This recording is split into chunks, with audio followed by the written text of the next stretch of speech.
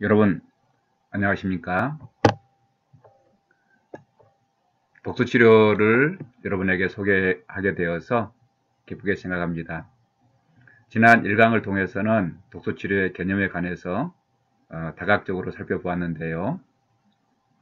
이제 본격적으로 독서 치료가 어떻게 사람을 변화시키는지 그 원리를 차분하게 같이 탐구해 보도록 하겠습니다. 저는 1998년부터 독서 치료에 입문해서 지금까지 꾸준하게 달려오고 있는데요. 저는 본래 신학을 전공한 목사이기도 합니다. 그렇지만은 그 신학 자체가 사람을 변화시키는 그런 손과 발이 되어주는 그런 실천 학문으로는 조금 부족함을 느꼈어요. 그래서 어떻게 하면은 사람들의 성장과 치유를 구체적으로 도울 수 있을까 제 나름대로 고민하다가 평생 동안 그 두 개의 학문을 접목을 하게 됐는데요. 그 중에 하나가 교육학이 되겠습니다. 그래서 제가 학부 때부터 교육학에 심취해서 신학을 공부하면서도 교육학을 부전공으로 들었습니다. 만약에 제가 교사가 될 수 있는 길이 열렸었다면은 아마 교사 자격증을 취득할 만큼 그렇게 학부 시절에 열심히 교육학을 공부했습니다. 교육 방법론에서부터 교육 철학, 교육 과정, 뭐 등등 많이 공부를 했죠. 이렇게 꾸준하게 교육학을 공부하면서 또 한편으로 사람을 더 심층적으로 이해하는 학문의 필요성을 느끼게 됐어요. 그래서 제가 또 빠져든 게 심리학과 상담학이 되겠습니다. 학부 시절에도 심리학에 관한 과목은 최대한 들으려고 노력을 했고요. 신학대학원 과정에서도 제가 열심히 심리학을 공부하고 또 개인 상담소 그런 트레이닝 과정이 있으면은 열심히 참여해서 견학도 하고 공부도 했습니다. 그러다가 이제 신학을 졸업하고 나서 이제 본격적으로 상담학을 공부하게 됐는데 석사 과정에서는 목회 상담학으로 석사 과정을 했고요. 또 내친 김에 박사 과정에서 이제 상담 심리를 전공하게 되었습니다.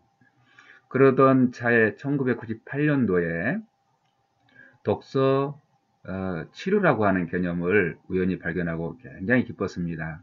왜냐하면 제가 신학과 또 상담학과 교육학을 공부를 했지만은 이 세 개의 학문이 어떻게 보면은 각자 이렇게 통합되지 않았었거든요.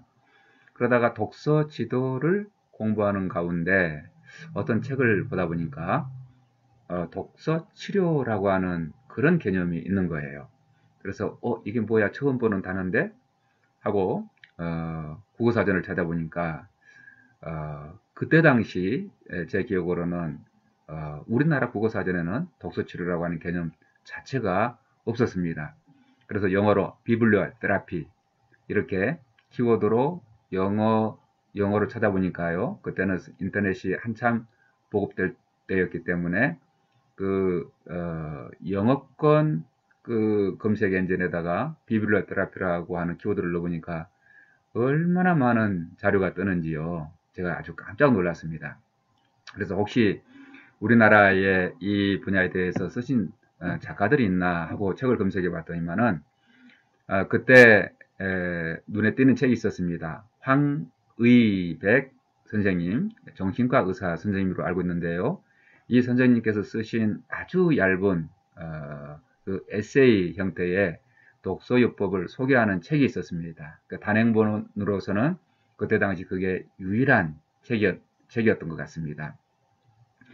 또 한편 이제 손정표 선생님이라고요. 경북대학교 문헌정보학과 교수님으로 재직하셨던 분으로 알고 있습니다. 그 교수님께서 신독서지도 방법론이라고 하는 그 개론서를 냈는데 거기에 한 장으로 독서치료를 상당히 심도 있게 다루더라고요. 그리고 이제 학위 논문을 찾아보니까 몇 편의 이제 석사 학위 논문 그게 이제 전부였죠. 그래서 이 한국의 문헌으로는 제 독서 치료에 관한 그런 욕구를 충족시킬 수가 없었어요. 때마침 이제 인터넷이 발달됐고 한국에서도 아마존닷컴과 같은 그런 인터넷 서점에서 책을 구할 수가 있었죠. 영어로 된 원서들을 제가 사서 부지런히 읽고 고개를 끄덕거리며 감동받고 또 실제 어떤 제 사역의 현장에 사람들과 더불어서 적용해보고 무엇보다 제 자신이 이제 책을 통해서 성장해온 그런 경험들을 다시 그런 독서치료라고 하는 개념으로 재조명해보는 그런 계기가 됐습니다. 그러다가 이걸 나 혼자만 알고 있기에는 너무 아까운 그런 정보다 싶어가지고요. 1999년도에 제가 홈페이지를 제작하는 방법을 스스로 독학을 해가지고 인터넷 공간에다가 이 형식의 독서치료 홈페이지를 개설하게 되었던 것입니다.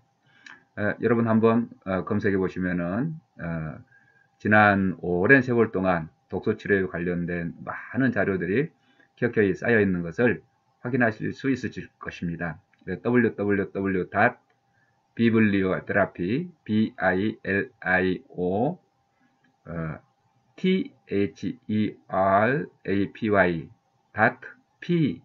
therapy.pe.kr 여기 들어가 보시면은 그동안의 자료를 보실 수 있을 겁니다.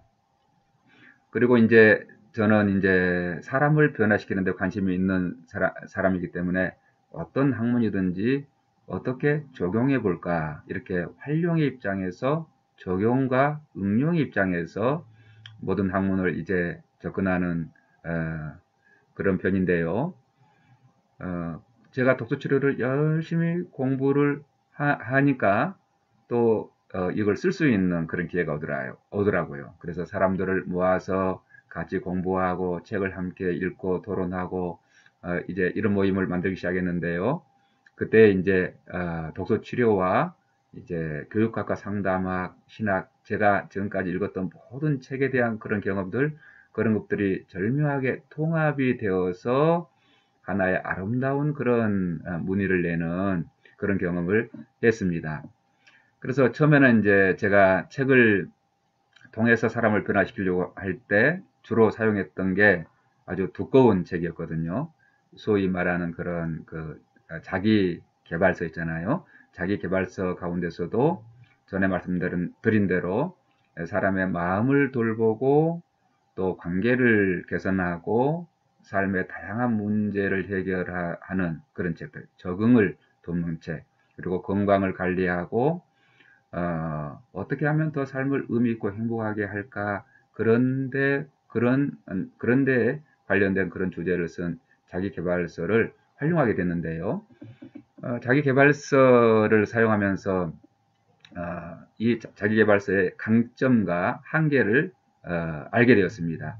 강점은 뭐냐면은 자기계발서는 나중에 이제 자세히 설명할 기회가 있겠습니다만은 그 저자 자신이 상당히 검증된 그런 정보를 또 정제해서 독자들이 그대로 따라하면은 어떤 일정한 효과가 나도록 그렇게 정보를 제공하죠. 그런데 문제는 뭐냐면은 첫 번째 책이 너무 두꺼워서 그 책을 다 읽어낼 만한 그런 마음에 힘이 없는 사람도 있고요. 또 독해력이 그만큼 되지 않는 사람도 있죠. 또 한편으로 생각해 보면은 어떤 사람이 나에게 문제가 있다고 하는 것을 깨닫고 그 문제에 대한 주제의식을 가지고 책방에 가서 책을 골라가지고 밑줄 긋고 감동받고 포스트잇에다가 핵심적인 내용을 딱 이렇게 몇 가지 추려서 적어가지고 책상에나 냉장고에 붙여놓고 몇 달 동안 맹렬히 실행해서 변화를 이끌어내는 그런 마음의 힘을 가진 사람이라면은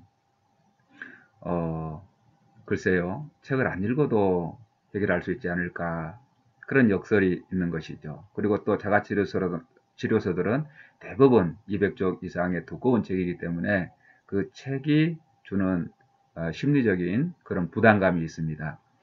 그러다가 제가 이제 고민하게 됐죠.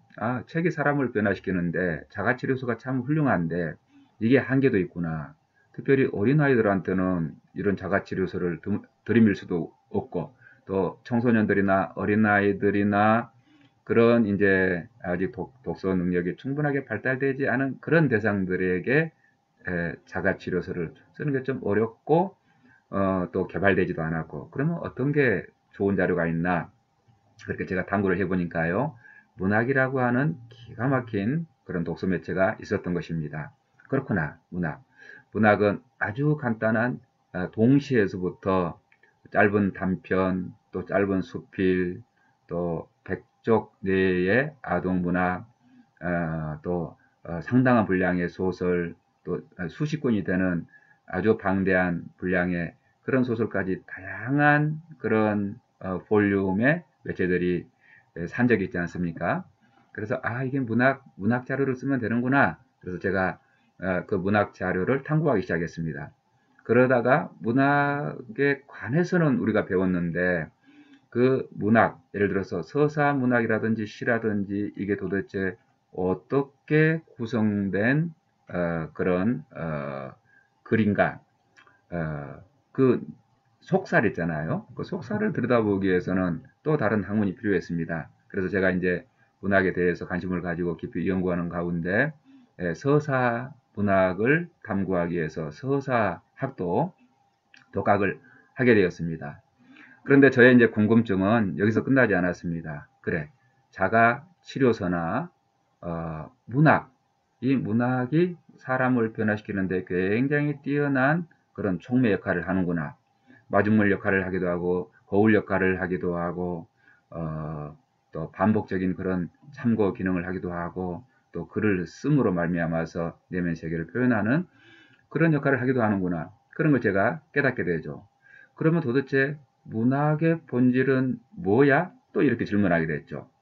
그랬더니 답이 나왔어요. 문학이라고 하는 것은 바로 다름이 아니라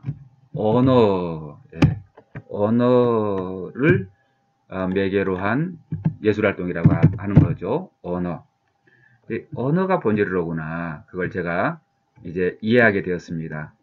그러면은 언어를 더 연구를 해야 되겠구나. 도대체 이 언어가 무엇이길래 사람을 변화시킨단 말인가. 그렇게 질문을 했는데요. 언어는 인간됨의 가장 중요한 특성, 이런 결론에 도달하게 됐죠. 여러분, 만약에 사람에게 있어서 언어가 없다면 어떻게 될까요? 상상도 하기 싫겠죠.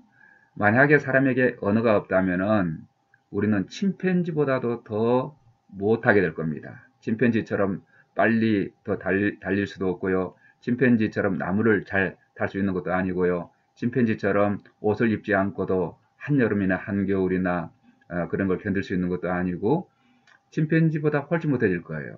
실질적으로 유전학자들이 연구를 해보니까 침팬지하고 사람과 유전자 분석을 해보면은 거의 97% 정도가 일치하고 딱 3% 차이가 난다는 거예요. 그런데 그 3%가 어디서 차이가 나느냐 하면은 언어를 관장하는 두뇌에서 차이가 난다는 겁니다. 언어를 관장하는 두뇌 말이죠. 그런데 그 3% 차이 때문에 침팬지는 침팬지의 길을 가고 인류는 또한 이렇게 거대한 문명을 이루고 살게 되는 것입니다. 그런데 그 3%가 언어에서 차이가 나기 때문에 결정적으로 차이가 난다고 하는 거예요. 그렇구나. 독서치료. 독서치료는 언어를 기반으로 한 치료이지.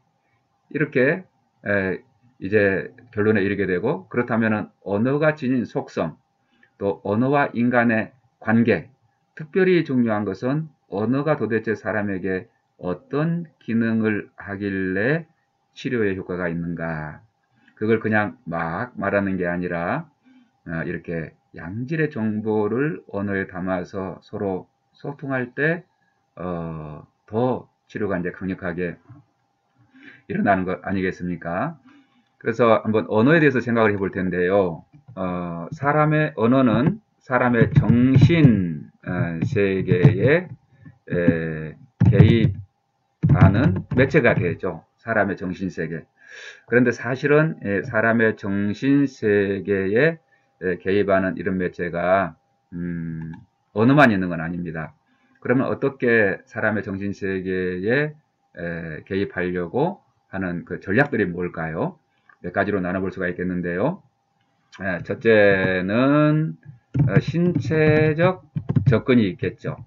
신체적 접근. 예를 들어서 여러분 만약에 내가 마음이 막 울적하고 또 밥도 잘 못 먹겠고 잠도 잘 오지 않고 새벽까지 생각을 많이 하게 되고 이런 어떤 우울한 증세가 있다. 그랬을 때 만약에 한의원에 가면은 그 의사 선생님께서 어떤 처방을 내리겠습니까? 그렇죠. 여러분도 그런 경험이 있을 것 같아요. 예. 침을 놓는다든지 뜸을 뜬다든지 어디 지압을 한다든지 뭐 부항을 뜬다든지 아니면은 또 우리 마음을 좀 고양시키는 그런 한약재를 써서 약을 처방한다든지 이런 것들이 다 몸을 통해서 생리적으로 정신의 세계에 개입하려고 하는 하나의 접근 방법이죠. 정신과 의사 선생님들도 마찬가지입니다. 정신과 의사 선생님들한테 그런 마음의 문제, 정서적인 문제가 있어서 가게 되면은 상담을 길게 하기보다도 상담은 이제 보조 수단이고 이분에게 어떤 약물을 처방하면은 이 증상을 빨리 다스릴 수 있겠는가 그걸 알아보기 위한 어떤 진단으로서 대화를 하고 그래서 결국은 어떤 향정신성 약물을 그렇게 처방을 받게 되잖아요. 물론 상담을 주로 하시는 의사 선생님들도 계시고 또 지금은 더 많이 늘어나는 추세라고 알고 있습니다만은 기본적으로 정신과 의사 선생님들께서는 향정신성 약물을 처방할 수 있는 자격증을 가지신 분들이죠. 이렇게 우리 정신세계에 접근하는 방법은 신체적인 접근이 있다 하는 것이고요. 그 다음에 또 어떤 것들이 있을까요?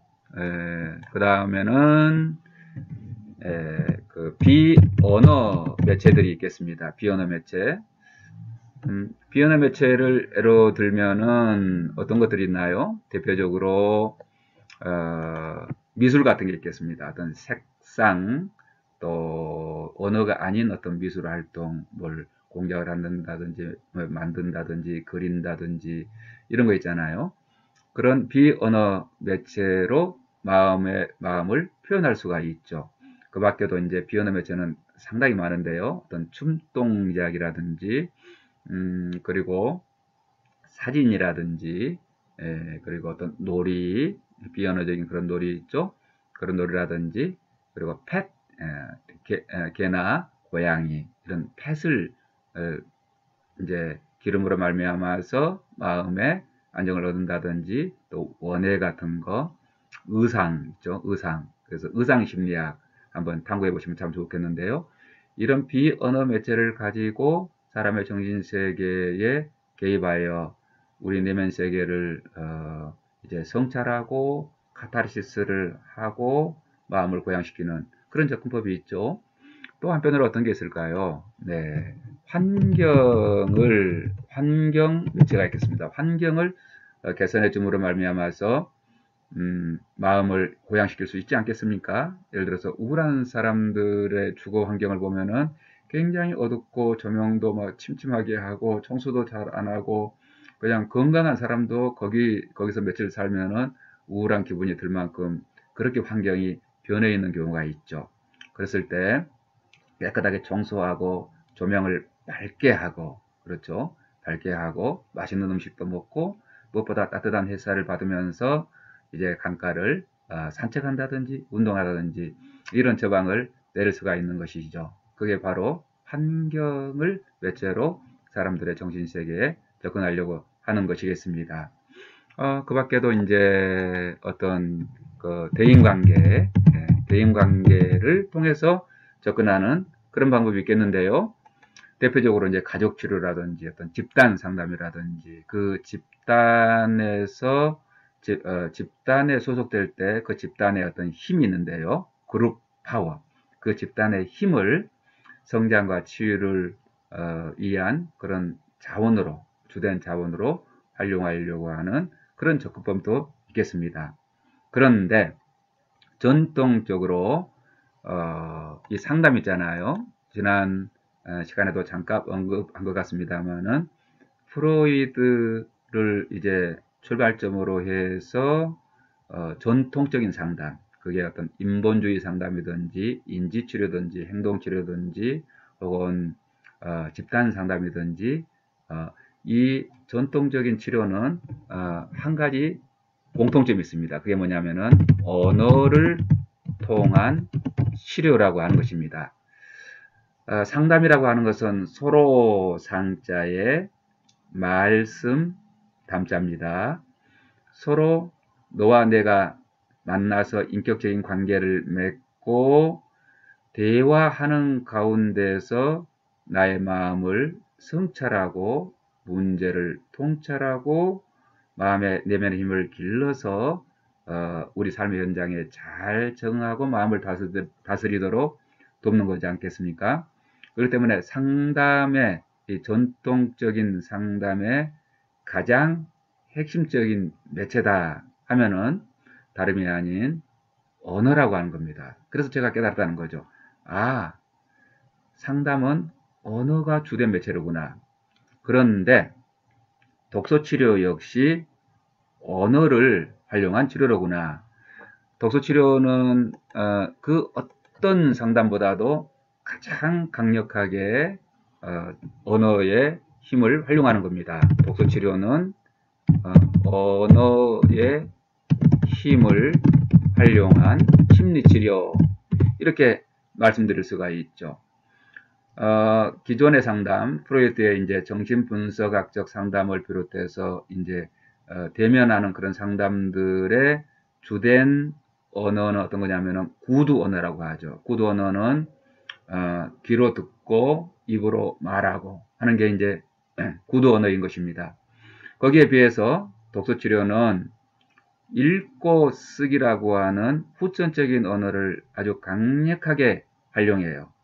사실은 어떤 면에서 보면 독서치료는 구두 언어를 활용하지만 그 구두 언어를 활용하는 까닭은 이 독서치료에 참여하는 사람 스스로가 마음이 성장하고 또 독서 능력이 길러져서 굳이 어떤 촉진자가 개입하지 않는다 하더라도 일생을 살아가면서 스스로 책을 읽고 글을 쓰고 이렇게 후천적인 언어죠. 그 후천적인 언어를 활용함으로 말미암아서 자가치유자로 성장하는 것을 목표로 삼고 있습니다. 그런 의미에서 독서치료는 듣고 말하고 읽고 쓰기, 여기에 토론까지 이 5가지의 언어 영역을 강력하게 활용하는 언어 중심의 치료다 하는 것을 여러분이 이해하시고 언어의 특성, 언어의 기능을 이제 관심을 가지고 깊이 탐구해 보시면 좋겠습니다. 그러면 좀 더 얘기를 해볼게요. 그러면 도대체 언어가 무엇이길래 사람에게 그렇게 강력한 힘을 미친단 말인가? 언어와 인간에 대해서 좀 얘기를 해보겠습니다. 언어와 인간. 방금도 얘기했습니다만은 언어가 없다면은 인간은 침팬지보다도 못하게 떨어지고 말 거다. 제가 말씀드렸는데요. 이 언어는 생각의 집입니다. 그러니까 언어에 생각이 담긴다. 이렇게 말씀드릴 수가 있어요. 여러분, 생각이라고 하는 것은 본래 모호한 거예요. 왜냐하면 전기 신호로 존재하거든요. 저와 여러분의 생각이 이 두뇌 속에 전기 신호, 뉴런과 뉴런 사이에 흐르는 그 전기 있잖아요. 그 전기 신호로 이제 존재하는 것이며, 우리가 뭔가를 경험한다고 하는 것도 오감을 통해서 오는 그 자극 있잖아요. 그 자극이 이게 차가운 것인지 뜨거운 것인지, 또 우리 입으로 오는 그 미각으로 오는 그 감각이 신맛인지 단맛인지 쓴맛인지 하는 거 있잖아요. 그리고 이 냄새가 어떤 향기로운 냄새인지 또 아주 거북한 냄새인지 이런 오감으로 이제 받아들여지는 모든 감각도 1차적으로는 전기 신호겠죠. 우리 신경세포가 이제 그 외부의 자극에 맞는 그 전기 신호를 발생하게 되고 그 전기 신호가 우리 신경세포를 타고 우리 두뇌에 전달되는 거죠. 그런데 그 신경세포로 전달되는 전기 신호를 언어라고 하는 그릇에 담지 않으면은 경험은 되지만 우리가 해석이 불가능한 것입니다. 그래서 오늘 언어를 해석학자들은 뭐라고 하냐면은 언어가 해석이다. 언어가 곧 생각이다. 이렇게 말을 하는 것입니다. 특별히 인간은 이제 언어를 소재로 해서 고등한 사고를 하거든요. 다시 말해서 언어는 생각을 담는 그릇이자 또 생각의 재료라는 것입니다. 생각의 재료. 저와 여러분 속에 이제 담겨 있는 수많은 그런 어휘, 그런 단어들 이런 게 존재하지 않는다면은 우리는 고차원적인 사고는 결코 불가능할 것입니다. 우스갯소리로 어떤 사람들이요, 금붕어에 관한 그 유머를 만들지 않았습니까? 금붕어의 기억력이 몇 초라고요? 0.3초 이렇게 얘기하죠. 근데 금붕어가 인간들에 대해서 되게 불만을 가지고 있다는군요. 사람들 말이야, 당신들이 나를 이 조그마한 수족관에다가 가둬놓는 건 이해해. 그리고 말이야, 그 수초, 그 가짜 플라스틱 수초 세워놓는 거, 그것도 이해한다고 쳐. 그런데 말이야, 당신들이 내 기억력이 3초라고 그랬는데, 당신들이 내 기억력을 재봤어? 재봤냐고? 오더라. 그래. 당신들이 말이야, 내 기억력이 3초라고 그러는데, 재봤어? 재봤냐고? 뭐더라? 그래. 당신들이 말이야, 내 기억력이 3초라고 그러는데, 재봤냐고? 재봤어? 그러고 아직까지 하고 있다고 하지 않습니까? 그런데 이제 김영규 선생님께서 생각의 시대라고 하는 이 인간과 생각 그리고 생각과 언어의 관계에 대해서 아주 인문학적으로 굉장히 깊이 있게 탐구한 책이 있습니다. 김용규 선생님의 생각의 시대. 그 책을 여러분 꼭 한번 읽어보시기를 추천하는데요. 그 책에서 금붕어에 대한 얘기가 나오는데요. 금붕어가 이처럼 기억력이 짧은 것은 기억력의 문제가 아니라는 것입니다. 그럼 무슨 문제일까요? 언어의 문제라는 거죠. 한번 예를 들어 보겠습니다. 금붕어가 어느 날 해가 질 무렵에 자기가 사는 그 호수의 남쪽에 갔습니다. 남쪽 물가에 가서 놀고 있는데 지렁이 한 마리가 물 위에서 물 표면에서 이렇게 1m쯤 내려와 가지고 쫙 꼬부라져서 물에서 둥둥 떠 있는 겁니다. 그런데 그걸 탁 물었더니 아가미가 낚싯줄에 깨가지고 공중으로 붕 떠올랐고 그냥 빠져나오려고 파닥파닥 하다가 겨우 살아났어요. 자, 그런데 그 사실을 금붕어는 잊어버리고 방금 그 일을 또 되풀이한다는 거예요. 그런데 기억력이 없어서 그런 게 아니라 제가 지금 말씀드린 이 상황 있잖아요. 이 상황을 언어를 가지고 개념화할 수 없기 때문에 기억도 할 수 없을 뿐만이 아니라 더 이제 중요한 문제는 다른 동료들에게 전달할 수도 없고요. 후손들에게 전달할 수가 없기 때문에 끊임없이 금붕어는 이제 물린 자리에서 또 물고 그런다. 그런 설명이 있습니다. 그랬을까요? 이 언어와 기억력은 되게 밀접한 관련이 있는 것 같아요. 왜 여러분들이 어린 시절에 분명히 경험한 것들을 기억하지 못할 거예요. 여러 가지 이유가 있겠지만 제 생각에는 그 어린 시절에는 언어가 충분하게 성숙하지 않아서 그 경험들을 개념화할 수 없고 개념화되지 않는 것은 기억하기 어렵다. 회상하기도 어렵다. 이런 얘기입니다. 그렇기 때문에 언어에 생각이 담기고 언어는 곧 해석이고 해석이 곧 생각인데요. 언어는 또 이 생각을 담는 그릇이자 동시에 생각의 재료가 된다 하는 것이죠. 그런데 물론 이제 언어가 지닌 한계도 있습니다. 이 언어가 지닌 명료한 한계를 가장 최초로 깨달은 사람이 저는 노자 선생님이라고 봐요. 노자 선생님이 뭐라고 그랬습니까? 도덕경 1장에 보면은 도가 도면 비상도요, 명가 명이면 비상명이라, 그런 구절이 있죠. 그 말은 무슨 얘기냐면은 어떤 걸 도라고, 어떤 진리를 도라고 명칭하는 그 순간에 이미 도는 아니고, 어떤 것에다가 이름을 붙이는 그 순간에 그것은 그것이 아니라고 하는 거예요. 그 말은 이런 얘기예요. 이게 복잡하고 심오한 철학이 있는 것 같지만은 제가 간단하게 제가 이해한 대로 여러분한테 설명을 해보면은, 전기 신호로 우리의 어떤 생각이 있어요. 그 생각을 언어에 담아요. 예를 들어서 내가 경험한 것을 오늘은 이러이러하다. 오늘 여러분 뭐 하셨습니까? 오늘 경험한 것을 한 서너 문단으로 얘기해 보시겠어요? 그러면 나는 오늘 아침에서 일어나서 세수를 했고, 또 세수한 다음에 밥을 먹었고, 화장을 하고, 또 외출을 했고, 또 친구 몇 사람한테 전화를 했고, 이렇게 언어에 담잖아요. 그런데 그 언어로 말해진 것만 하셨나요? 그렇지는 않죠. 언어로 사실은 담아진 것보다는 그 언어로 말하는 그 순간에 거기 담긴 것보다 훨씬 많은 그런 내용들이 배제되어 버리는 거예요. 그래서 내가 한 것을 진술한 것은 내가 한 것이 아니다. 일치하지 않는다. 그런 내용이 나오는 것입니다. 이런 이제 언어의 한계, 언어로 말해주는 순간에 담겨 있는 것도 있지만은 배제된 것이 더 많다고 하는 사실을 노자 도덕경에서 그렇게 이야기하고 있는데요.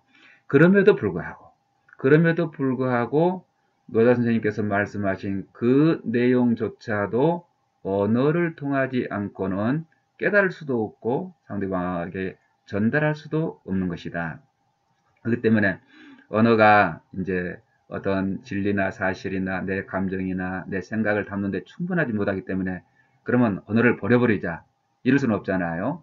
그렇게 언어가 부족하고 약한 그런 도구인 것을, 한계가 있는 도구인 것을 깨닫고 언어를 더 철저하게 또 지혜롭게 그렇게 활용하는 것이 저는 더 바람직하다, 그렇게 생각이 됩니다. 자, 그러면 이제 지금까지 제가 탐구한 내용들을 좀 여러분과 나누고 싶은데, 언어의 기능에는 어떤 거 있느냐, 이런 거예요. 언어의 기능. 언어가 이처럼 사람에게 있어서 중요하다고 하는 것을 이제 이해를 하겠는데요. 그러면 도대체 언어가 어떤 기능들을 하길래 사람을 치유하기도 하고 사람을 성장시키기도 하는가? 이 치유와 성장과 직접적으로 간접적으로 관련된 언어의 기능들, 제가 그 목록을 쭉 이렇게 만들어가고 있는데요. 제가 생각하고 발견한 것만큼 여러분한테 마중물을 부어드리면은 여러분이 또 저의 강의를 마중물 삼아서 계속해서 이 언어의 기능들을 탐구해 가고, 그걸 또 이 독서치료에 활용하면은 우리가 본질을 이제 깨닫게 되죠. 그 원리를 이해하게 되는 겁니다. 원리를 이해하면은 그 원리에 따라서 전략을 수립할 수가 있고, 전략이 수립되면은 수많은 그런 기법들을 우리가 배워서 활용할 수가 있고요. 또 이 세상에 널려 있는 그런 독서 매체들을 우리가 창조적으로 활용할 수가 있게 될 것입니다. 그러면은 먼저 이제 언어의 기능을 한번 하나하나 살펴보겠습니다. 먼저 뭐니 해도 언어의 기능은 사고 기능이 있죠. 사고 기능. 그건 제가 충분히 설명드렸으니까 더 설명하지 않아도 되겠죠. 언어를 통해서 사람은 자기 경험을 개념화하고 또 소통하게 된다. 언어가 곧 사고다, 사고. 언어가 곧 생각이다. 그걸 말씀드렸습니다. 그 다음에 이제 언어에는 어떤 기능이 있냐면은 이름을 붙이는 기능이 있습니다. 명명 기능이라고 하죠. 사실은 이제 심리 정서를 위한 그 치료에 있어서 대단히 중요한 그 작업이 뭐냐 하면은 내담자가 가지고 온 그런 심각한 그런 경험들 있잖아요. 그런 경험들의 이름을 붙여주는 게 참 중요해요. 어떤 충격적인 일을 경험했을 때 하나의 그런 감정만 느껴지는 게 아니거든요. 뭐 혼란스럽고 또 분노, 슬픔, 또 불안, 뭐 공포 이런 온갖 감정들이 그냥 물밀듯이 나에게 밀려들 때 사람들은 그 감정의 홍수 속에 빠져가지고 호우적거리게 되거든요.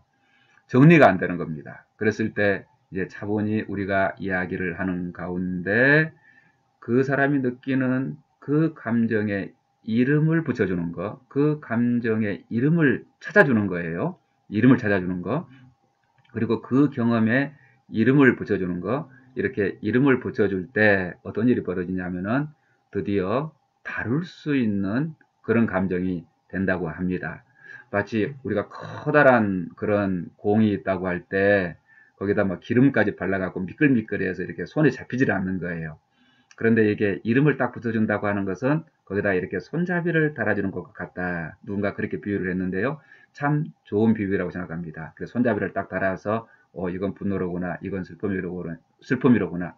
이건 공포로구나. 이건 희망이로구나. 공포를 다 걷어냈더니 부정적인 감정을 다 걷어냈더니 거기 희망이 있고 거기 또 가능성이 있네. 이렇게 이름을 붙여주는 거 아주 중요하죠. 그렇기 때문에 저는 평소에 이 감정의 언어에 관해서 깊은 관심을 가지고 열심히 제가 학습을 하고 있습니다. 명령 기능, 자, 이름을 붙여주는 기능. 자, 그 다음에 어떤 기능이 있느냐 하면은 이 언어에는 관계 기능이 있습니다. 관계 기능. 김춘수 선생님의 그 시도 있지 않습니까? 꽃이라고 하는 시 있잖아요. 너의 이름을 불러줬을 때, 너의 이름을 불러주었을 때, 너는 나에게 와서 꽃이 되었다. 하는 것처럼요. 우리가 처음 만나서 어떻게 하나요? 말을 하죠. 이름이 누구신가요? 저는 이영식입니다. 그런데 선생님 이름은 누구십니까? 저는 김아무개입니다. 이렇게 통성명을 하는 그 순간 그 사람과 나는 어떤 아는 사이가 되고 관계의 어떤 채널이 개설이 되는 거예요. 그런데 이 관계가 일단 개설이 되면은 이 관계를 타고 물질만 오고 가는 게 아니지 않습니까? 물질만 오고 가는 게 아니라 말을 주고받는단 말입니다. 그 말. 그런데 그 말 가운데는 관계를 해치는 말이 있고요. 또 관계를 개선하는 말이 있죠. 관계를 개선하는 말. 그런가 하면 또 이제 뭐 어떤 중립적인 정보를 주고받는 중립적인 말 이런 것이 있겠습니다. 존 가트맨 박사가 이제 그 쓰신 책에 보면은 이걸 정말 잘 연구하셨죠. 최정희 박사의 이제 행복 수업이라고 하는 책에 존 가트맨 박사의 수십 년간의 어떤 연구 결과를 잘 소개를 하고 있는데요. 관계를 해치는 말의 대표적인 게 몇 가지가 있다고 합니다. 비난, 또 방어, 또 담쌓기, 경멸, 예. 이런 말을 사람과 사람 사이에 하면은 아무리 가깝고 친한 사이라도 관계가 깨지기 마련이겠죠. 내 탓이야. 뭐. 아니거든, 네 탓이지. 그러다가 말 싹 안 해버리고, 몇 날 며칠 동안. 그리고, 경멸하는 말 있잖아요. 너도 뭐 사람이야? 이런 경멸하는 말. 이런 건 관계를 해치는 말이겠죠. 그러나 관계를 개선하는 말은 어떤, 격려하고, 칭찬하고, 또, 공감하고, 이런 말들이 있지 않겠습니까? 자, 이런 말을 하면은 이 관계가 개선이 되는데, 사실은 독서 치료를 통해서 가장 잘 배울 수 있는 게 이런 부분인 것 같아요. 관계를 해치는 말이 어떤 것인지, 관계를 개선하는 말이 어떤 것인지, 여기에 관련된 참 좋은 그런 책들을 우리가 읽고 토론하고 포스트잇이나 어떤 작은 책을 만들어서 그런 말의 좋은 말의 목록을 만들고 내가 사랑하는 그런 가족들에게 또 친구들에게 또 직장에서 그렇게 활용하도록 독려할 수 있는 강력한 그런 접근 방법이 도수치료라고 할 수가 있겠습니다. 이 말의 관계 기능 언젠가 한번 우리가 더 깊이 한번 공부를 해보도록 하겠고요. 자, 언어의 기능 계속 갑니다. 그 다음에는 언어의 기능은 무엇이 있을까요? 언어의 기능은 가상현실 기능이 있다. 가상현실 기능. 이게 무슨 얘기냐? 가상현실이라고 하는 것은 여러분 다 아시죠? 영상으로 가상현실을 요즘 만들어낼 수가 있잖아요. 뭐 가상현실도 있고 뭐 증강현실도 있잖아요. 가상현실과 실제 공간을 이렇게 결합해가지고 뭐 증강현실 이런 걸 만들기도 하는데 언어야말로 가장 뛰어난 가상현실을 만드는 기능이 있습니다. 그게 바로 소설이죠, 소설. 소설로 뭐 해리포터라든지 뭐 반지의 제왕이라든지 이런 작품을 보면은 그 언어로서 어떤 이 세상에 존재할 법하지 않은 그런 마법의 공간, 또 마법의 시간, 또 아주 신비한 그런 등장인물들, 그런 사건들을 만들어냈잖아요.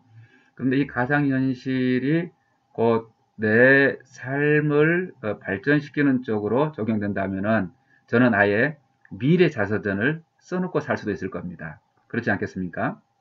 언어로서. 그래서 내가 100세까지 산다 생각하고 이제 10년 단위로 내 삶을 이렇게 분절해 가지고요. 살아온 날들은 정리를 하고 앞으로 살아갈 날들 50대, 60대, 70대, 80대, 90대, 100대, 100세. 여러분은 이 동영상을 보고 있는 여러분은 무조건 100세 산다고 생각하시면 돼요. 이 100세 시대에 10년 단위로 어떤 삶을 살 것인가. 예를 들어서 90대에 가장 중요한 사건이 있다면은 10가지를 딱 뽑으라면은 어떤 사건이 일어날 것인가.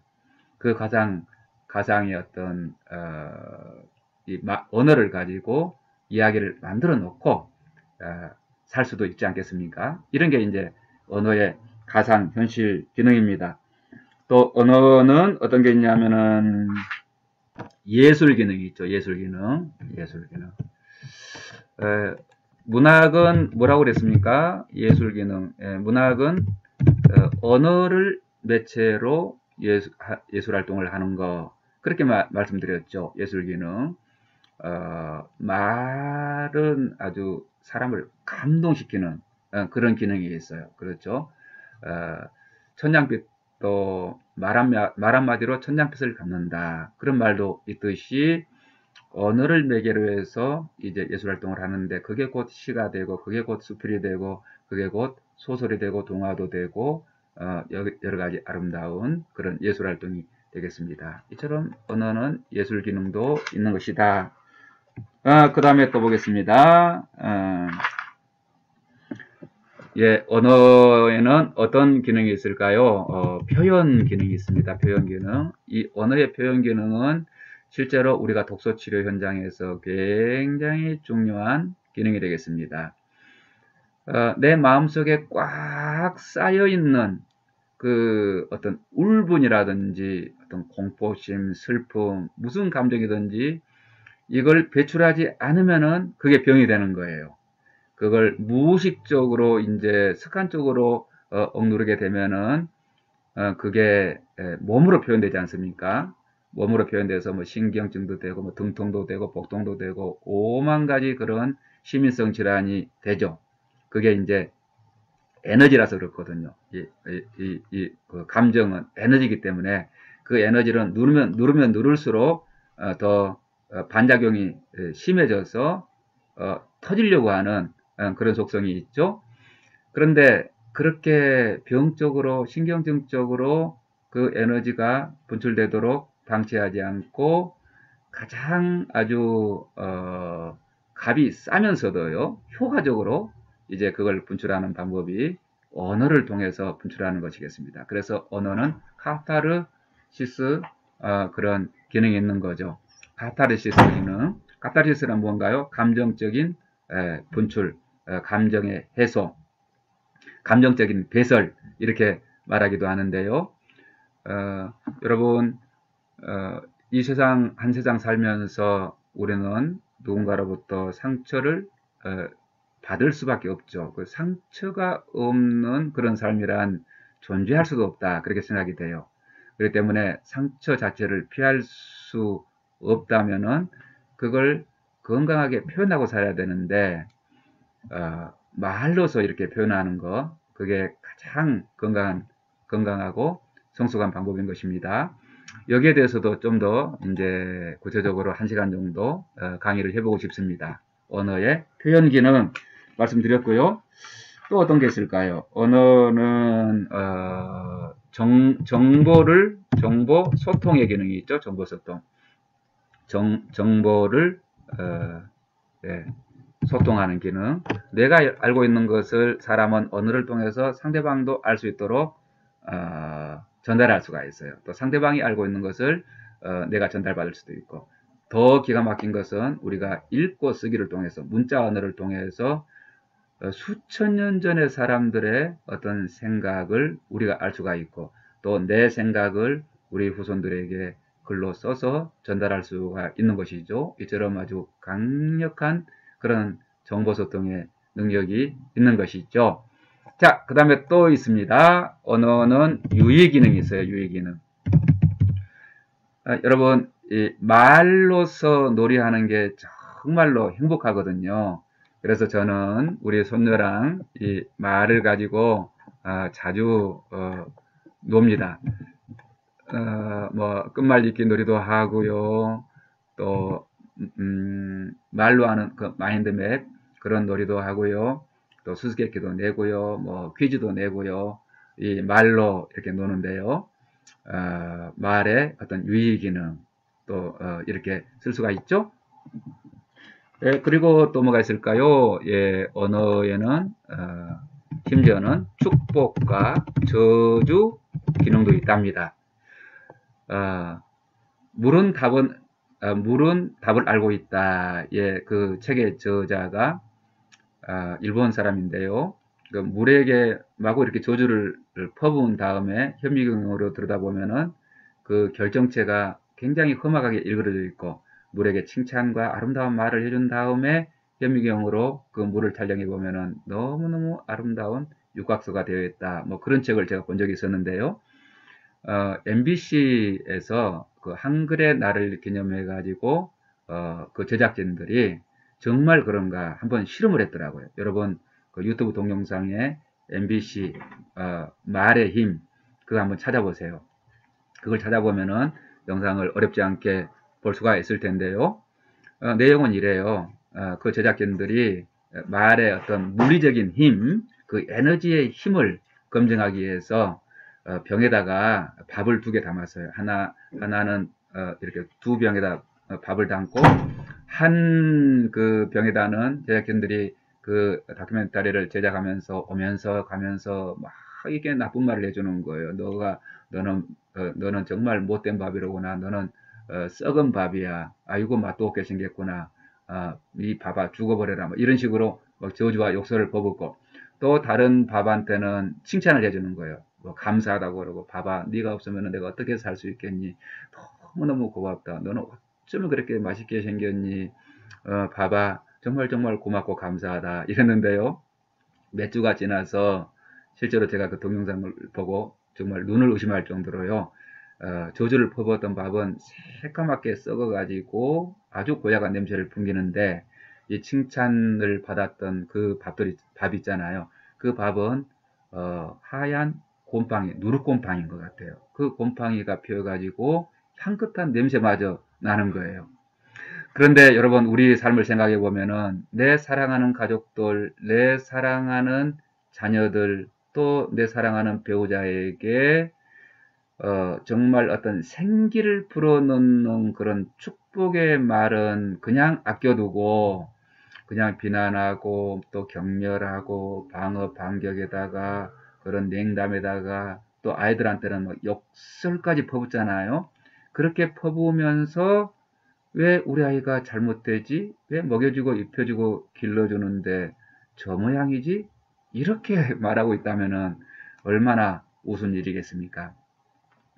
좋은 씨앗을 심지 않고 거두기를 바라는 사람처럼 어리석은 것이죠. 그래서 이 말은 그 자체로서 부정적인 말과 긍정적인 말에 에너지가 있단 말이죠. 그 말의 에너지, 그 에너지를 이해하고 우리가 정말로 그 말을 잘 가려서 그렇게 활용하는 그런 훈련을 해야 될 줄로 압니다. 자, 그 다음에 또 말은 어떤 기능들이 있을까요? 말은 이런 모든 어떤 기능의 기능들이 사실은 자기 암시 기능을 상징하고 있어요. 그렇죠? 예를 들어서 정보를 소통할 때도 내가 계속 나쁜 정보만 소통한다면 그 정보가 객관적인 게 아니라 그 정보가 내 정신세계에 영향을 미쳐요. 그렇죠? 그렇기 때문에 내 마음을 풍요롭게 가꾸려면 내 마음 속에 내가 오감을 열고요. 어떤 좋은 정보, 좋은 이야기, 승진했다는 얘기, 뭐 아이를 낳았다는 얘기, 결혼했다는 이야기, 돈을 벌었다는 얘기, 그런 아름다운 그런 이야기를 내가 관심을 가지고 듣고 또 다른 사람에게 옮기고. 그런데 이 정보를 유통하는 이 과정들이 그 정보가 객관적인 게 아니라 나에게 영향을 미친다는 거예요. 이런 것들이 이제 자기 암시 기능입니다. 특별히 자기 암시 기능에서 중요한 것은 자기가 속살거리는 말 있잖아요. 이거 굉장히 중요하거든요. 오늘 아침에 여러분 거울 보시면서 어떤 말을 나 자신에게 속살거려 주셨나요? 나는 어쩌면 이렇게 나는 하는 일마다 잘 되지? 이렇게 속살거렸다면은 그 질문에 대한 답이 몇 개는 나오겠죠. 그런데 또 다른 말로 나는 왜 이렇게 하는 일마다 요즘 안 되는 거야? 이렇게 질문했다면은 그 하는 일마다 안 되는 그 이유를 찾게 되고요. 그러면은 그 순간에 기분이 나빠지게 되죠. 이처럼 자기를 암시하는 것은 우리 생각과 정서, 또 행동, 대인 관계에도 강력한 영향력을 미친다 하는 것이 말의 기능 중에서 중요한 것들이죠. 자, 이 밖에도 또 굉장히 많을 거예요. 제가 미처 여러분에게 다 말씀드리지 못한 거, 또 여러분이 평소에 언어 생활을 통해서 느낀 것들을 여기다 목록을 계속 만들어 가시면서 독서치를 통해서 아주 중요한 원리로 그렇게 활용해 보시기를 제안해 봅니다. 그러면 오늘 강의를 다시 한번 요약을 해볼까요? 우리는 독서치료에 관해서 제2강을 오늘 공부했고요. 제2강은 독서치료의 원리에 관해서 여러분과 나누었습니다. 독서치료 원리의 첫 번째 시간으로 언어와 독서치료 이 말씀을 드렸고요. 독서치료의 어떤 본질이 언어에 있다. 언어를 매개로 한 치료 가운데 하나가 독서치료다. 그런데 독서치료는 다른 구두 상담과 다르게 읽고 쓰기를 매우 적극적으로 활용하기 때문에 듣고 말하고 읽고 쓰기 또 토론까지 이 5가지의 언어를 아주 적극적으로 활용하는 강력한 언어를 매개체로 한 치료다 하는 거 말씀드렸는데요. 그 언어가 사람에게 미치는 그런 영향력에 대해서도 여러분과 충분히 이야기했습니다. 사람은 언어 때문에 사람답게 되는 것이다 말씀드렸고, 그 언어의 기능에 대해서 여러 가지를 여러분과 나누었습니다. 여러분 수고하셨습니다. 더 많은 정보는 이영식의 독서치료 홈페이지를 참고하시기 바랍니다. 구글 검색 엔진에서 이영식의 독서치료 이렇게 하면은 제 홈페이지를 어렵지 않게 찾으실 수 있으실 것입니다.